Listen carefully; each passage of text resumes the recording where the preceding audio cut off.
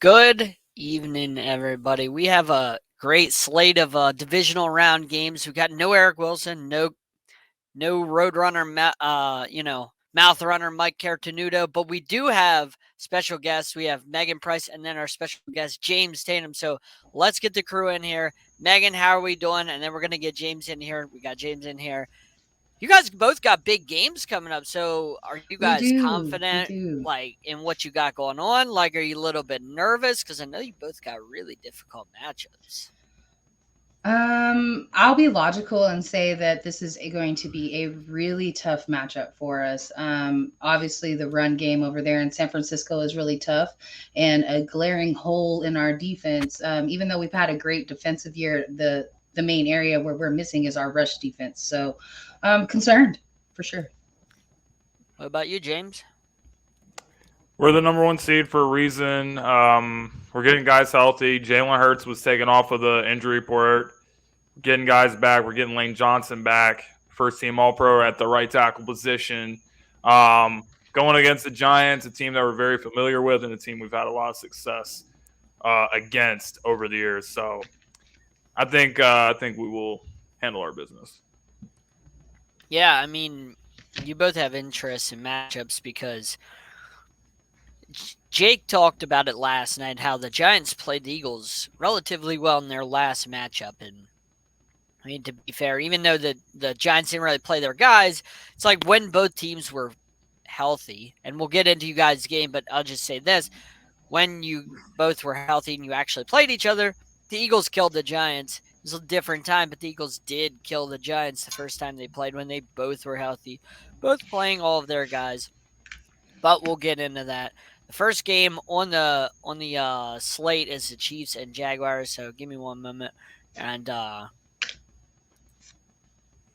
Jaguars Chiefs, as I just mentioned, this is a huge game because for me, I feel like this has upset potential written all over it. If you take all four of these games heading into the weekend, I think this one has the biggest probability, the highest probability of an upset happening. So, Megan, what do you think about this game? Do you think the Jags have any chance, or is it just kind of like Andy Reid, Patrick Mahomes doing what they normally do, and we're going to see more of what we saw from the Jags, first half Jags that we saw against the Chargers? Is there more of that, or like what do we expect from the Jags in this one? I kind of view it kind of similar. Those four interceptions, I kind of view it similar to our kicker missing four of those points. I feel like that's unlikely to happen again. I do think the Jaguars have a chance to make this competitive. I don't see them going. I don't see them beating the Chiefs, especially not in Arrowhead. It'd be different if they were at home, like they were for this other game. But I do obviously this is a team with the Chiefs that you can't get down. You can't get down one more than one touchdown and expect to be able to fight back. They have a very real defense. Obviously, they're a high-powered offense, but there are times when Patrick Mahomes shoulders the weight of the offensive load and it needs to be spread around. And as long as, and then quoting Kerry Johnson, as long as he's able to share the workload, I don't see this being a problem for the Chiefs, but I think the Jags will make it a competitive game.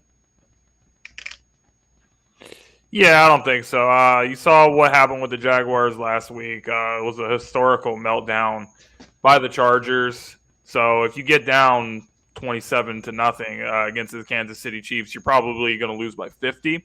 So the same mistakes that they made early on in that game cannot happen. Even though credit for Trevor Lawrence, he battled it back in the second half and he played really well. But he's going to have to play like complete game for 4 quarters. You cannot make mistakes against the Chiefs because Patrick Mahomes, he's the best quarterback in the NFL. And if you make mistakes against him, he is going to capitalize on that. So I don't think the Jaguars Cinderella story is going to continue. I got the Chiefs winning 31-17. Now, when Trevor Lawrence made his comments, I believe it was today, and I'm going to paraphrase, basically he gave praise to the Chiefs Kingdom.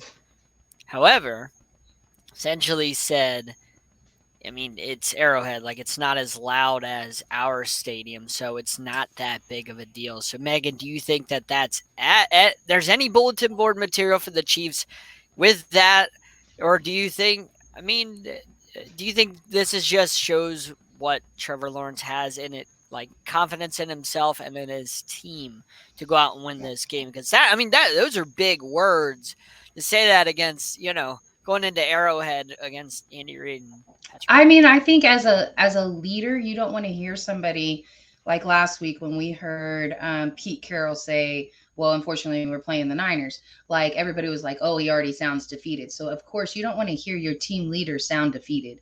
I mean, obviously, you don't want to bite off more than you can chew.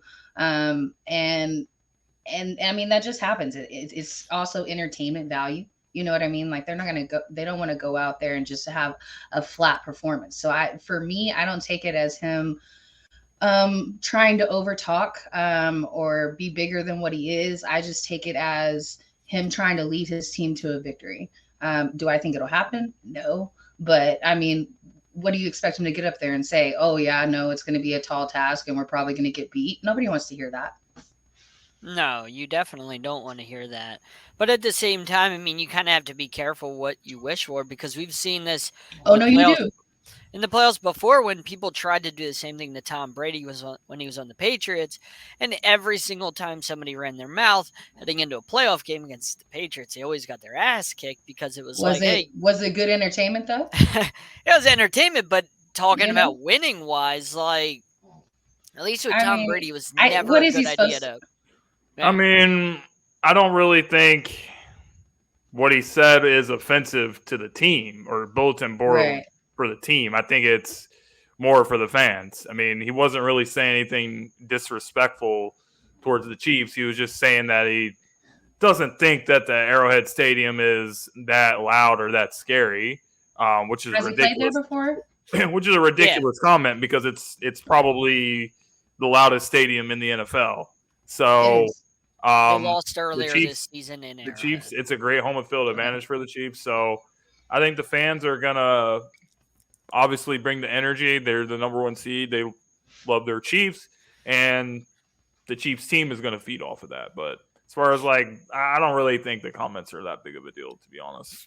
For me in this game, I definitely, I definitely think that the Jags have the best chance to upset in their respective matchup out of anybody. I think the Jags have the best chance to pull off the upset against the Chiefs. And it's nothing against the Chiefs, but again, this is playoff football. We haven't seen any Chiefs football without Tyreek Hill. We haven't seen that yet. And I know what we saw from the Chiefs this year, but again, it's playoffs. So, John, you're telling me that the Jaguars to upset the Chiefs is more likely to happen than the Bengals to upset the Bills? I don't think it's an upset if the Bengals beat the Bills. The Bengals are the underdogs. Yeah, no, I think underdogs. They're even. Yeah, but neither one of these. Bills are at home and Bills are favored. So by definition, they're underdogs. To me, that's like a coin flip between the Bengals and Bills. Like, I don't really, you know what I mean? Like, I feel like they're dead even in their, I think that's a game that has to come, right down to the wire because they're that It probably will. But in this game, well, but before we go forward, let's the David and Goliath, we know who that is. Let's go ahead and mention that Eric's here. What's up, Eric? What up, y'all? My apologies for being late. Brother's I'm on CP time apparently. Show up late to my own damn funeral. Appreciate y'all holding it down till a brother can make his entrance. Yeah, I hear y'all talking about the Jags and the Chiefs, and here's what I don't seem to get is, and I guess I'm taking a page out of the Sports Reporter Without Pay, Ray Lynn's book. How are we discounting the team that has been to the AFC Championship game over the last several years? I listen, no one I think loves the Jaguars right now more than me out of the four of us on this screen.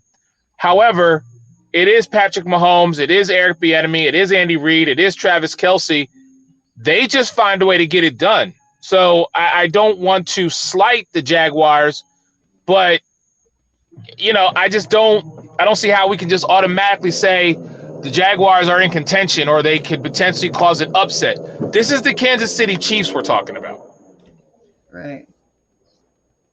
I don't see it happening. I mean, you also have Doug Peterson, who has one of the highest winning percentages in the history of the NFL. I believe it's the second highest winning percentage for playoff football in the history of the NFL. So, I mean, Okay, but John, who did Doug Peterson learn from? Oh, that's right, the guy on the other side of the field in Andy Reid. Right. Eventually, Andy Reid's just like one of the best coaches of his generation. Just like Exactly. in Star Wars, you eventually have to pass your master at some point. Let's not do You Star become Wars better than references. your master at some point, and Doug Peterson's got his team. It ain't gonna be playing this great time. football. So, me personally, I have the Jags winning. I have them winning by 4 points. Give me that. And I mean, I just don't trust Jerick McKinnon or a Juju Smith-Schuster or Mecole Hardman in a playoff game. I just don't trust them. That's just me, but playoffs are a different animal for So Jerick you trust McKinnon. Zay Jones. You trust some of these other guys that haven't Doug proven Peterson. anything in the I playoffs? trust Doug Peterson and Trevor Lawrence to come out. Well, you know what? So you trust- You trust Trevor Lawrence Go ahead, over Megan. Mahomes? Sorry. You know, earlier today, and shameless plug, earlier today on 806, we were talking about how your team matches up like as a puzzle. Like, do you have the border? Do you have the corner pieces? What is your team really lacking? And I think when we look at a team like the Chiefs, if anything, I don't think they're really even missing any pieces. I think they need to maybe retool a couple of pieces, maybe some pieces that they already have on their squad that they don't realize is as good as they are. But I don't really feel like the Chiefs are missing much. Jags, on the other hand, are probably maybe 3/4 done, like as far as a puzzle, like they're still missing some pieces. They're not quite there. And then also, like Raylan said, that experience, that playoff experience, like they're as a unit, the Chiefs have that. And I think I probably believe in the Chiefs more than I believe in the Jags. Now, shout out to the Jags for getting hot at the right time. Shout out to them for being able to turn a corner and start to improve, because nobody expected them to make it this far. Nobody expected them to even be the home seed last week. And that's what happened. That's what ended up happening. So great season for them. Go in, put up a fight, make it a good game. But I don't see them winning. All right, I guess I'm the only one. Remember my prediction that Patrick Mahomes will never win another Super Bowl for the rest of his life. So that's part of this. Is he's never going to win another one. That's my bold prediction. I said it last year. It's part of the prediction. Even if that's true, he's going to some AFC championship games. But he's not going to win another one. He hasn't been less than the AFC championship for his career yet. He hasn't even lost the divisional round yet. Exactly. All right. Well, I'm happy to be the lone wolf in this one, because y'all can eat your crow next Monday, Sports Arena. Whenever the Jags have beat the Chiefs. So before I guess anything, Eric, you want to add before we go to break and then come back? Nope. Let's go. All righty. Man, he's hot on the collar today, man. Jeez. You're calling this hot under the collar, John? Yeah, you man, have no idea. You're a little bit on edge. Like we haven't even gotten to your game yet. John, you have no idea. You haven't seen Eric hot under the collar. All right. Go to break when we come back. Don't poke the bear. I'm going to run some national scouting bomb. Not a good idea. Hit it.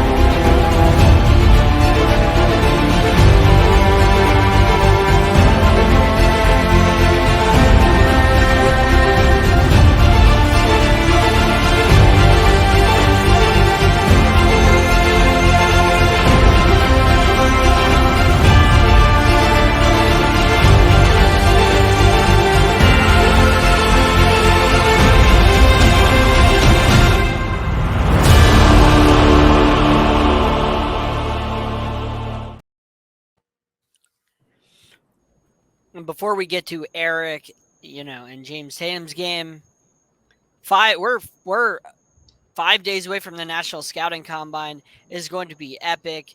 Eric and the entire Sideline Sports crew are going to be out there representing, taking care of that whole thing. So make sure you tune in all next week for all of the footage, all of the material that we're going to put out, the National Scouting Combine, a lot of great stuff. Eric, do you want to add anything to that before we get going on you guys' game? Yeah, man. Let me just say this really quick. For the last 6 years, I'm going into my 6th year. I've been blessed to be a part of this. Like I've always said, what Jimmy and Derek and Chad and Jay and Scott do is just phenomenal. Giving athletes, draft eligibles, free agents, this year incorporating the female athletes, giving them the opportunity to showcase their talent, not just in front of scouts of, the upper echelon, but also CFL, indoor arena, WWE, the USA rugby team. It's just giving them multiple opportunities to really achieve their goal and just move on to that next chapter. So, yeah, live streaming on the National Scouting Combine YouTube page, but a lot of the interviews and, of course, all the shows that we're going to do while we're there will be on, the Sideline Sports YouTube network. So just stay tuned, man. It's going to be a great week, and I'm excited to actually be around the crew once again because as much as I can be sometimes a hard ass, man, y'all already know how I feel. I love and respect y'all, and I couldn't thank y'all enough for helping me be a part of this. And also, I want to make sure we thank Jimmy for him believing in Eric, believing in us to go out there and do what we do best. So just want to thank Jimmy for giving us that opportunity as well.